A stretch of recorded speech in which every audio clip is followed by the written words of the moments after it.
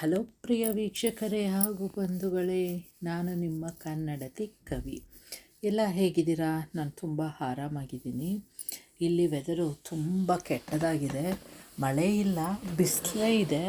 ಆದರೆ ಗಾಳಿ ಯಾವ ಥರ ಇದೆ ಅಂತಂದರೆ 12 ಗಂಟೆ ಸೈಲೆಂಟಲ್ಲಿ ಕೇಳಿಸುತ್ತಲ್ಲ, ಝೀ ಅಂತ ಗಾಳಿ ಸೌಂಡು ಆ ಥರ ಬೆಳಗ್ಗೆಯಿಂದ ಕೇಳಿಸ್ತಿದೆ.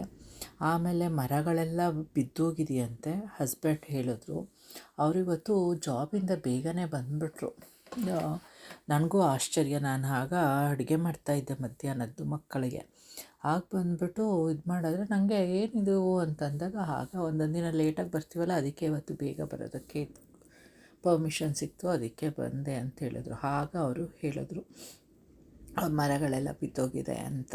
ಆಗ ಸುಮಾರು ವರ್ಷನೇ ಆಗಿತ್ತು ಆ ಥರ ಎಲ್ಲ ಆಗಿ. ಇಲ್ಲಿ ವೆದರು ಯೂಶ್ವಲಿ ವೆದರು ತುಂಬಾ ಚೆನ್ನಾಗಿರುತ್ತೆ, ಆದರೆ ಇವತ್ತೇನೋ ಆ ಥರ ಇದೆ. ಇವತ್ತೊಂದು ವಿಡಿಯೋ ಒಂಥರ ತುಂಬಾ ಚೆನ್ನಾಗಿದೆ. ಈ ಥರ ರಂಗೋಲಿ ನಾನು ಯಾವತ್ತೂ ಬಿಡಿಸಿರಲಿಲ್ಲ. ಒಂದು ಕಲಿಯೋದಕ್ಕೂ ಈಸಿ, ಆದರೆ ಒಂದು ಸಿಂಪಲಾದ ಹೂವನ್ನು ನಾವು ಎಷ್ಟು ಸುಂದರವಾಗಿ ಅಟ್ರಾಕ್ಟಿವ್ ಆಗಿ ಕಾಣೋ ಹಾಗೆ ಮಾಡ್ಬೋದು ಅನ್ನೋದಕ್ಕೆ ಇದೇ ಉದಾಹರಣೆ. ಅದು ನಿಮಗೂ ಇಷ್ಟ ಆಗುತ್ತೆ ಅಂತ ಅಂದ್ಕೋತೀನಿ. ಇದನ್ನು ಸ್ಪೆಷಲ್ ಒಕೇಶನ್ಗಳಿಗೆ ಬಿಡಿಸೋದಕ್ಕೆ ತುಂಬಾ ಚೆನ್ನಾಗಿರುತ್ತೆ. ಆಮೇಲೆ ಅದು ಸಿಂಪಲಾಗಿದ್ದರೂ ನಾನು ಅದನ್ನು ಒಂದು ಸ್ವಲ್ಪ ಇನ್ನೂ ಅಟ್ರಾಕ್ಟಿವ್ ಆಗಿ ಕಾಣೋ ಥರ ಮಾಡಿಕೊಂಡೆ. ಯಾಕೆಂದರೆ ಕಲಿಯುವಾಗ ಒಂದು ಸ್ವಲ್ಪ ನಮ್ಮದತನ ಒಂದು ಇರುತ್ತಲ್ವ, ಅದನ್ನು ಆಲ್ಟ್ರ್ ಮಾಡ್ಕೊಳ್ಳೋದಕ್ಕೆ. ಈಗ ಈ ಹೂ ಬಿಡಿಸುವಾಗ ಒಂದು ಕಡೆ ಮಾತ್ರ ಸ್ಟಕ್ ಆದಂಗಾಯಿತು ಈ ಸ್ಟೆಪ್ಪಲ್ಲಿ. ಆಮೇಲೆ ಅದು ತಾನಾಗೆ ಬರ್ತಾ ಹೊರಟೋಯ್ತು. ಹೆಚ್ಚಿಗೆ ಏನು ಇರಲಿಲ್ವಲ್ಲ, ಪುಟಾಣಿ ರಂಗೋಲೆ. ಆದರೆ ಕಲರ್ಗಳೆಲ್ಲ ಹಾಕ್ಕೊಂಡಾಗ ನಿಮಗೆ ಗೊತ್ತಾಗುತ್ತೆ ಹೇಗೆ ಅಂತ. ನೀವು ಆಗಲೇ ಥಂಬ್ನೇಲಲ್ಲಿ ನೋಡಿರ್ತೀರ ಅಲ್ವಾ ಹೇಗೆ ಅಂತ, ಹೇಗೆ ಕಾಣಿಸುತ್ತೆ ಏನು ಅಂತ. ಅದರಿಂದ ನಿಮಗೆ ಎಲ್ಲರಿಗೂ ಇಷ್ಟ ಆಗ್ಬೋದು ಅಂತ ಅಂದ್ಕೊಂಡಿದ್ದೀನಿ. ಇದು ನನಗೆ ಹೇಳಿ ಇದರ ಕಮೆಂಟ್ ಮೂಲಕ. ನೀವು ನಿಮ್ಮ ಹೇಳಿಕೆನೇ ಉತ್ತೇಜನ ನನಗೆ ತುಂಬ ಸಹಕಾರವಾಗಿರುತ್ತೆ. ಏಕೆ ಅಂತಂದರೆ ನಾನು ಈಗ ತಾನೇ ಶುರು ಮಾಡಿರೋದಲ್ವಾ. ಡಾಟ್ ಆರ್ಟ್ ಮಾಡ್ತಾಯಿದ್ದೆ, ಯಾಕೋ ಡಾಟ್ ಆರ್ಟ್ದು ಒಂದು ಸ್ವಲ್ಪ ಬೋರ್ ಹೊಡೆದಂಗೆ ಹೋಗೋಯ್ತು. ತುಂಬ ದಿನ ಟೈಮ್ ತೊಗೊಳ್ತಾ ಇತ್ತಲ್ಲ, ಅದಕ್ಕೆ ಇದೊಂದು ಸ್ವಲ್ಪ ಗ್ಯಾಪಲ್ಲಿ ಇದು ಮಾಡ್ಕೊಳ್ಳೋಣ ಅಂತ ಅಂದ್ಬಿಟ್ಟು ಈ ಥರ ಮಾಡಿಕೊಂಡೆ. ರಂಗೋಲಿನೂ ಮಧ್ಯ ಮುಂಚೆಯಿಂದನೂ ನನಗೆ ರಂಗೋಲಿ ಆರ್ಟ್ ವರ್ಕು ಅಂತಂದರೆ ತುಂಬಾ ಇಷ್ಟ ಇತ್ತಲ್ಲ, ಅದಕ್ಕೆ. ಆಮೇಲೆ ಈಗ ಕೇಳ್ತಾರೆ ಎಲ್ಲ ಮಕ್ಕಳದ್ದು ಆರ್ಟ್ ವರ್ಕ್ ನೋಡಿಬಿಟ್ಟು, ಯಾರಿಂದ ಬಂದಿದೆ ಅಕ್ಕ ಅಂತ. ಆಗ ಎಲ್ಲ ಹಸ್ಬೆಂಡದಂತೂ ನಾನು ಇದುವರೆಗೂ ಆರ್ಟ್ ವರ್ಕ್ ಏನು ಅಂತ ನೋಡೇ ಇಲ್ಲ ಅವ್ರದ್ದು. ಅದರಿಂದ ಎಲ್ಲ ಅಮ್ಮಂದು ಅಂತಲೇ ಹೇಳ್ತಾರೆ. ಆಗ ಒಂಥರ ಖುಷಿ ಆಗುತ್ತೆ, ಪ್ರೌಡ್ ಫೀಲಿಂಗ್ ಆಗುತ್ತೆ. ನೋಡಿ, ಇದು ನಾನು ಇದಿಷ್ಟು ಡಿಸೈನಲ್ಲಿತ್ತು. ಆಮೇಲೆ ಯಾಕೋ ಇದು ಇನ್ನೂ ತುಂಬ ಸಿಂಪಲ್ ಅನ್ನಂಗೆ ಆಗೋಯಿತು. ಅದಕ್ಕೆ ನಾನೇ ಇನ್ನೊಂದು ಸ್ವಲ್ಪ ಚೇಂಜ್ ಮಾಡ್ಕೊಳ್ಳೋಣ ಅಂದ್ಬಿಟ್ಟು ಮಾಡಿದೆ. ಏಕೆ ಅಂತಂದರೆ ಕಲರ್ ಹಾಕುವಾಗ ಚೆನ್ನಾಗಿ ಕಾಣುತ್ತಲ್ಲ ಅಂತ. ಆಮೇಲೆ ಇವತ್ತು ನನ್ನ ಮಗ ದೊಡ್ಡವನು ಸಜೆಷನ್ ಕೊಟ್ಟ. ಏನು ಅಂತಂದರೆ ಶೇಡಿಂಗು, ಅದು ನೆನ್ನೆ ಯಾಕೋ ಮಾಡಿದ್ನಲ್ಲ, ಆ ಥರ ಶೇಡಲ್ಲಿ ಮಾಡಿ ಅಮ್ಮ, ಇದು ಒಂಥರ ಗ್ರೇಡಲ್ಲಿ ಚೆನ್ನಾಗಿ ಕಾಣುತ್ತೆ ಅಂತಂದ. ಅವನನ್ನೇ ಕೇಳಿದೆ ಆಗ ನಾನು, ಯಾವ ಕಲರ್ ಯೂಸ್ ಮಾಡಲಿ ಏನು ಅಂತ ಹೇಳು ಅಂತಂದಾಗ ಅವನು ಹೇಳ್ದೆ ಪರ್ಪಲ್ಲು ಡಾರ್ಕಿಶು ಇದರಲ್ಲಿ ಇರಲಿ ಅಂತ. ಆಮೇಲೆ ಹೇಗೂ ನನ್ನ ಹತ್ರ ಇತ್ತಲ್ಲ ಕಲರ್ಗಳು, ಅದರಲ್ಲೇ ಮಾಡೋಣ ಅಂದ್ಬಿಟ್ಟು ಮಾಡಿಕೊಂಡೆ. ಆಯಿತಾ. ಈಗ ಇವತ್ತೊಂದು ನ್ಯೂಜಿಲ್ಯಾಂಡ್ ಬಗ್ಗೆ ಹೇಳುವಾಗ, ವೆದರು ಆಲ್ಮೋಸ್ಟು ಫೋರ್ಕಾಸ್ಟು ವೆದರ್ ರಿಪೋರ್ಟ್ನ ನಮಗೆ ಒಂದು ವಾರದ್ದೇ ಹೇಳಿಬಿಡ್ತಾರೆ ನ್ಯೂಸಲ್ಲಿ ಪ್ರತಿ ಸಲ. ಇಲ್ಲಿ ನ್ಯೂಸ್ ಚಾನಲ್ಲು ಅಂತ ಏನು ಸಪ್ರೇಟಾಗಿ ಇಲ್ಲ. ರಾತ್ರಿ ಅಂತಂದರೆ 6 o'clock ಬರುತ್ತೆ ಒಂದು ಪ್ರೈಮ್, ಇದರಲ್ಲೇ ಅದೇ ದೂರದರ್ಶನ ಅಂತಿದ್ವಲ್ಲ ಆ ಥರ. ಅದರಲ್ಲಿ 1 hour ಬರುತ್ತೆ. ಆಗ ವೆದರ್ ರಿಪೋರ್ಟ್ ಹೇಳ್ತಾರೆ. ಆಮೇಲೆ ಮಧ್ಯ 11 o'clock 10 o'clock ಒಂದು ಸಲ ಒಂದು 15 minutes ನ್ಯೂಸ್ ರಿಪೋರ್ಟ್ ಹೇಳ್ತಾರೆ ಅಷ್ಟೇ. ಅದು ಬಿಟ್ಟರೆ ಇನ್ನೇನೂ ಇಲ್ಲ. ಆಮೇಲೆ ನಾವು ಸ್ಕೈ ಅದು ಇದು ಅಂತ ಏನು ತೊಗೊಂಡಿಲ್ಲ. ಯಾರೂ ಏನು ತೊಗೊಳ್ಳಲ್ಲ ಅಷ್ಟೊಂದು. ಇದು ಇಂಡಿಯಾದಲ್ಲಿ ಅಷ್ಟೇ ಆ ಡಿಶ್ ಚಾನಲು ಅದು ಇದು ಅಂತ ಇದು ಮಾಡಿಕೊಂಡು ಇದು ಮಾಡೋದು. ಅಲ್ಲಿ ಆಗೋದು ಇಲ್ಲ ಅನಿಸುತ್ತೆ. ಆಯಿತಾ. ಯಾರದು ದೂರದರ್ಶನ ಅದನ್ನೆಲ್ಲ ನೋಡೋಕ್ಕೆ ಹೋಗಲ್ಲ ಅನಿಸುತ್ತೆ ಈಗಂತೂ ನಾವು ಅದನ್ನೇ ನೋಡ್ತೀವಿ. ಅದರಲ್ಲೇ ಸುಮಾರು ಚಾನಲ್ ಬರುತ್ತಲ್ಲ. ಆಮೇಲೆ ಇಲ್ಲಿ ಪ್ರೈಮ್ ಅಂತಂದರೆ ಒಂದು ಚಾನಲ್ 1 ಅದರಲ್ಲಿ ನ್ಯೂಸ್ ಬರುತ್ತೆ. ಚಾನಲ್ 3 ಬರುತ್ತೆ. ಚಾನಲ್ 2 ಎಲ್ಲ ಮೋಸ್ಟ್ಲಿ ಸೀರಿಯಲ್ಗಳು ಅದಕ್ಕೂ ಬೆಳಗ್ಗೆಯಿಂದ ಸಂಜೆ ತನಕ ಏನು ಬರಲ್ಲ, ಒಂದು ಟೈಮಲ್ಲಿ ಅಷ್ಟೇ. ಇನ್ನು ಮಿಕ್ಕದ್ರಲ್ಲೆಲ್ಲ ಡಾಕ್ಯುಮೆಂಟೇಷನು ಅದು ಇದು ಅಂತ ಬರುತ್ತಷ್ಟೇ. ಡಾಕ್ಯುಮೆಂಟ್ರಿ ಅಂದ್ಕೊಂಡೆಲ್ಲ ಅದು ಚೆನ್ನಾಗೂ ಇರುತ್ತೆ.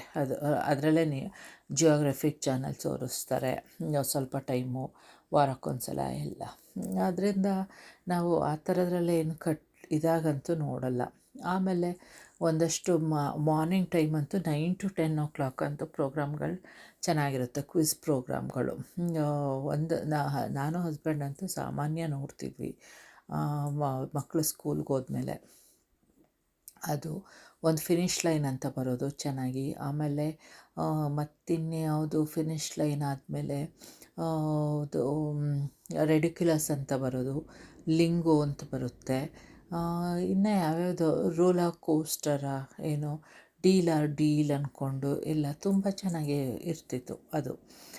ಅದನ್ನೆಲ್ಲ ಏನು ಮಾಡ್ತಾರೆ ಅಂತಂದರೆ ಈ ಸೀರಿಯಲು ಅದು ಇದು ಬರ್ತಾಯಿತ್ತಲ್ಲ ಡೈಲಿ, ಅವನ್ನು ಈ ಕ್ರಿಸ್ಮಸ್ ಟೈಮಿಂದ ಒಂದು 1 ಮಂತ್ ಹಂಗೆ ಸ್ಟಾಪ್ ಮಾಡ್ತಾರೆ.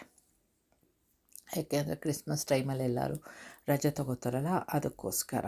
ಅದು ಬಿಟ್ಟರೆ ಇನ್ನೆಲ್ಲ ಟೈಮಲ್ಲೂ ಬರುತ್ತೆ. ಆಮೇಲೆ ಏನಾದರೂ ಈಗ ಯಾವಾಗ ಲಾಸ್ಟ್ ಇಯರೇ ಯಾವಾಗಲೂ ಅನಿಸುತ್ತೆ, ಯಾರೋ ಒಬ್ಬ ಇದು ಮಾಡಿಬಿಟ್ಟದ, ಎಲ್ಲಿ ಒಂದು ಬಿಲ್ಡಿಂಗ್ ಕನ್ಸ್ಟ್ರಕ್ಷನ್ ಸೈಟಿಗೆ ಹೋಗ್ಬಿಟ್ಟು ಅಲ್ಲಿ ಅವರನ್ನೆಲ್ಲ ಇದು ಮಾಡಿದ್ದ.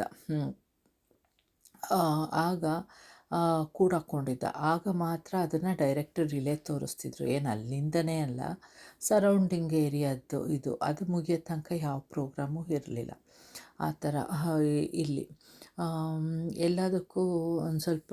ಆಮೇಲೆ ಏನಾದರೂ ಆ ಥರ ಆಯಿತು ಅಂತಂದರೆ ಆಗ ಆ ಏರಿಯಾನೆಲ್ಲ ಫುಲ್ ಇದು ಮಾಡಿಬಿಡ್ತಾರೆ, ಕವರ್ ಮಾಡ್ತಾರೆ ಪೊಲೀಸು. ಆ ರೋಡಿಗೆ ಎಲ್ಲದಕ್ಕೂ ಯಾರೂ ಹೋಗೋಂಗಿಲ್ಲ ಅಂತ ಎಲ್ಲ. ಅವಾಗೆಲ್ಲ ಒಂದು ಸ್ವಲ್ಪ ಆ ಥರ ಏನೂ ನಡೆದಿಲ್ಲ ಹೆಚ್ಚಿಗೆ ಎಲ್ಲ ಕಡೆ ಬೇರೆ ಕಡೆ ಥರ. ಒಂದು ಟೈಮಲ್ಲಿ ಅಷ್ಟೇ ಆ ಥರ ನಡೆದಿದ್ದು ನನಗೆ ಗೊತ್ತಿರೋ ಹಾಗೆ, ಈ 15 ಇಯರ್ಸಲ್ಲಿ. ಆಯಿತಾ, ಅದಷ್ಟು. ಮತ್ತು ಕ್ರಿಸ್ಮಸ್ ಟೈಮಲ್ಲಿ ಮ್ಯೂಸಿಕ್ಕಿಂದ ಪಾಕ್ ಅಂತ ಮಾಡ್ತಾರೆ. ಒಂದೊಂದು ಸಂಡೇಸು ಒಂದೊಂದು ಕಡೆ ಪ್ರೋಗ್ರಾಮು ಫ್ರೀ. ಅದರಲ್ಲಿ ಅವ್ರದ್ದು ಸೀಸಲು ಅದು ಇದು ಅಂತ ಫ್ರೀಯಾಗಿ ಕೊಡ್ತಾರೆ ಅವರಿಗೆಲ್ಲ, ಬೇರೆಯವ್ರಿಗೆ ಯಾರಾದರೂ ಹೋದವ್ರಿಗೆ. ನಾವಂತೂ ಅದಕ್ಕೆಲ್ಲ ಹೋಗಿಲ್ಲ, ಆ ಥರ ತೊಗೊಂಡು ಎಲ್ಲ ಮಾಡಿ. ಇನ್ನು ಮತ್ತು ಮೂವೀಸಿಂದ ಪಾಕ್ ಅಂತ ನಡೆಯುತ್ತೆ ಫ್ರೈಡೇಸು ವೀಕೆಂಡಲ್ಲಿ. ಅದು ಈ ಸಮ್ಮರ್ ಟೈಮಲ್ಲೇ ಶುರುವಾಗೋದು. ಒಂದೊಂದು ಏರಿಯಾದಲ್ಲಿ ಒಂದೊಂದು ವಾರ, ಅಂದರೆ ಸ್ಯಾಟರ್ಡೇ ಅಥವಾ ಫ್ರೈಡೇ ನಡೆಯೋದು ಮೂವೀಸು. ದೊಡ್ಡ ಸ್ಕ್ರೀನ್ ಪ್ಲೇ ಮಾಡ್ತಾಯಿದ್ರು. ಅದು ಮುಂಚೆ ಎಲ್ಲ ಹೋಗಿದ್ವಿ, ನಾನು ಮಕ್ಕಳು ಎಲ್ಲ, ಹಸ್ಬೆಂಡು ಎಲ್ಲರೂ. ಯಾವಾಗ ಕೋವಿಡ್ ಆದಮೇಲೆ ಅದೆಲ್ಲ ಸ್ಟಾಪ್ ಮಾಡಿದ್ದಾರೆ. ಈ ಸಲ ಅದು ಮೂವೀಸಿಂದ ಪಾಕ್ ಇದೆಯಾ ಇಲ್ವೋ ಗೊತ್ತಿಲ್ಲ. ಅದೇ ನೆನ್ನೆ ಮಕ್ಕಳು ಕೇಳ್ತಾಯಿದ್ರು, ಅಮ್ಮ ಇದೆಯಾ ಏನು ನೋಡಬೇಕು, ಹಾಗಿದ್ದರೆ ನಾವು ಫ್ರೆಂಡ್ಗಳೆಲ್ಲ ಹೋಗ್ಬೋದು ಅಂತ. ಯಾಕೆಂದರೆ ಎಲ್ಲ ಫ್ರೆಂಡ್ಗಳು ತುಂಬ ಕ್ಲೋಸಾಗಿ ಚೆನ್ನಾಗಿ ನಿಟ್ಟೆಡ್ ಆಗೋಗಿದ್ದಾರಲ್ಲ ಒಬ್ಬರಿಗೊಬ್ಬರು. ಅದರಿಂದ ಹೋಗೋದಕ್ಕೆ ಇಷ್ಟಪಡ್ತಿದ್ದಾರೆ. ನೋಡಿ ಹೇಳಬೇಕು ಅವ್ರಿಗೆ. ಅದು ಮತ್ತು ಇನ್ನೇನು ನಡೆಯುತ್ತೆ, ಸ್ಯಾಟರ್ಡೇಸು ಇಲ್ಲಿ ಸಂಡೇಸು ಅಂತಂದರೆ ಎಲ್ಲ ಫ್ರೈಡೇ ಸ್ಯಾಟರ್ಡೇ ಚೆನ್ನಾಗಿ ಎಂಜಾಯ್ ಮಾಡ್ಕೊಳ್ತಾರೆ. ಸ್ಯಾಟರ್ಡೇ ಒಂದು ಸ್ವಲ್ಪ ರಿಲ್ಯಾಕ್ಸಿಂಗು ಅನ್ನೋ ಥರ ಮಾಡ್ಕೋತಾರೆ. ಅದು ಆಯಿತಾ. ಅದಕ್ಕೋಸ್ಕರ ಸ್ಯಾಟರ್ಡೇಸು ಇಲ್ಲಿ ಮಾರ್ನಿಂಗ್ ಟೈಮು ಒಂದು ಸ್ಟೋರ್ ಇದೆ, ಸೂಪರ್ ಮಾರ್ಕೆಟ್ ಅಲ್ಲ, ಜಸ್ಟ್ ಕನ್ಸ್ಟ್ರಕ್ಷನ್ ಇದು ಮನೆಯದಕ್ಕೆ ಏನೇನು ಬೇಕು ಎಲ್ಲದಕ್ಕೂ ಅದು ಇರುತ್ತಲ್ಲ, ಹಾರ್ಡ್ವೇರ್ ಶಾಪ್ ಥರ ಅದು. ಆದರೆ ಅಲ್ಲಿ ಎಲ್ಲ ಸಿಗುತ್ತೆ, ಕೂಲರು ಸಿಗುತ್ತೆ, ಎಲ್ಲ ಕ್ರಾಫ್ಟಿಗೆ ಏನು ಮಾಡಬೇಕು ಅದು ಎಲ್ಲ. ಅಲ್ಲಿ ಮಕ್ಕಳಿಗೂ ಸಹ ಹೇಳ್ಕೊಡ್ತಾರೆ ಏನಾದರೂ ಒಂದು.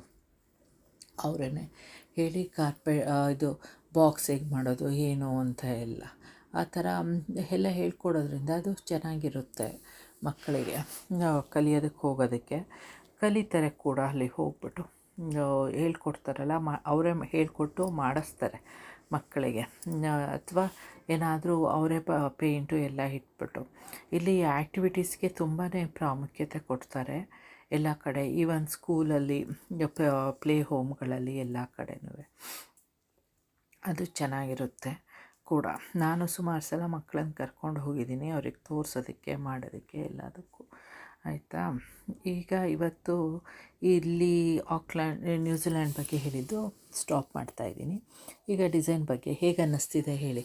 ನಂಗೆ ಮಧ್ಯದಂತೂ ಫ್ಲವರು ಒಂಥರ ದಾಸವಾಳದ ಹೂವು ಥರನೇ ಚೆನ್ನಾಗಿ ಕಾಣಿಸ್ತಾ ಇದೆ. ನಿಮಗೂ ಹಾಗೆ ಅನಿಸುತ್ತೆ ನೋಡಿ. ಈಗ ದಾಸವಾಳನ ಥರನೇ ಹೂವು ಥರ ಇದಾಗ್ತಾ ಇದೆ ನನಗಂತೂ. ಆಮೇಲೆ ಹೊರಗಡೆದು ಒಂಥರ ತಾವರೆ ಹೂವು ಸ್ವಲ್ಪ ಮೇಲಿಂದ ನೋಡೋಕ್ಕೋದ್ರೆ ಆ ಥರ ಕಾಣಿಸ್ತಾ ಇದೆ. ನಿಮಗೂ ಎಲ್ಲರಿಗೂ ಇಷ್ಟ ಆಗುತ್ತೆ ಅಂದ್ಕೊಂಡಿದ್ದೀನಿ. ಪ್ಲೀಸ್ ಯಾರೆಲ್ಲ ಸಬ್ಸ್ಕ್ರೈಬ್ ಆಗದೆ ನೋಡ್ತಿದ್ದೀರಾ ನನ್ನ ಚಾನೆಲ್ ಸಬ್ಸ್ಕ್ರೈಬ್ ಮಾಡಿಕೊಂಡು ಸಪೋರ್ಟ್ ಮಾಡಿ. ಲೈಕ್ ಕಮೆಂಟ್ ಕೊಡೋದನ್ನು ಮರಿಬೇಡಿ. ತುಂಬ ಇಷ್ಟ ಆಯಿತು ಅಂತಂದರೆ ನಿಮ್ಮ ಫ್ರೆಂಡ್ಸ್ಗಳ ಜೊತೆನೂ ಕೂಡ ಶೇರ್ ಮಾಡಿ. ನಿಮ್ಮ ಸಪೋರ್ಟು ಇಂದನೇ ನಾನು ಇಷ್ಟು ಮುಂದುವರ್ತಿದ್ದೀನಿ ಅಂತ ಹೇಳ್ತಾ ಇಲ್ಲಿಗೆ ಇವತ್ತಿನ ವೀಡಿಯೋ ನಿಲ್ಲಿಸ್ತಾ ಇದ್ದೀನಿ. Bye, take care, love you all, see you tomorrow.